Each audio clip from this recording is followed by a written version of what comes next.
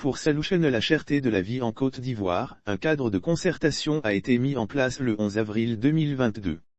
Les Ivoiriens se plaignent de la cherté de la vie caractérisée par l'augmentation parfois abusive des denrées alimentaires sur les marchés. Afin de trouver des solutions à ce fléau, il a été mis en place un cadre de concertation composé du ministère du Commerce représentant par le Conseil national de lutte contre la vie chère, CNLVC, dirigé par Dr Rani Didis Bakoné et la société civile représentée par Alternative citoyenne ivoirienne de Pulchéry Gébalais et la Fédération nationale des acteurs du commerce de Côte d'Ivoire, FENACSI. Travailler pour le bonheur des Ivoiriens. Après la mise en place de cette plateforme de travail et de concertation, les acteurs ont animé un point de presse.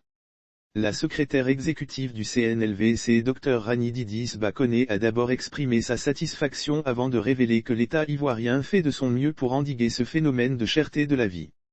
La Côte d'Ivoire, au même titre que les autres pays, subit certaines hausses de prix. Nous avons tous à cœur le bien-être des Ivoiriens.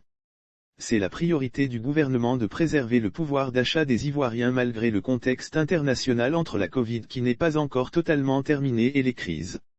Malheureusement, la Côte d'Ivoire, au même titre que les autres pays, subit certaines hausses de prix, a-t-elle reconnu avant d'ajouter que le gouvernement n'est pas resté dans l'immobilisme, d'autant plus que des séances de travail ont eu lieu et elles ont abouti le 9 mars 2022 à la prise d'un certain nombre de mesures à court et à moyen terme. Lire aussi situation sociopolitique, Pulchéry Gébalais plaide pour des cas désespérés à sa suite. La présidente de Alternative citoyenne ivoirienne Pulchéry Gébalais a indiqué que la société civile avait deux préoccupations majeures.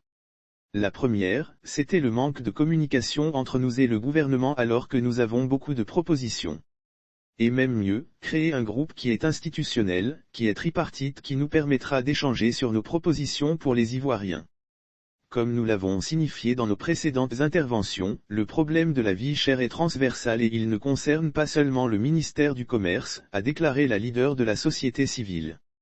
Les travaux ont déjà débuté. Elle s'est réjouie de cette rencontre avec le ministère du Commerce qui, selon elle, servira de courroie de transmission entre la société civile et les autres ministères concernés par la thématique de la cherté de la vie. Quant au directeur de la FENACSI Sanogo Karim, il a adressé ses remerciements au ministère du Commerce qui a enfin décidé de les associer dans la recherche de solutions à la cherté de la vie. Il faut savoir qu'après la formation de ce cadre d'échange et de concertation, les acteurs se sont retrouvés le lendemain 12 avril 2022 pour entamer les discussions et les travaux.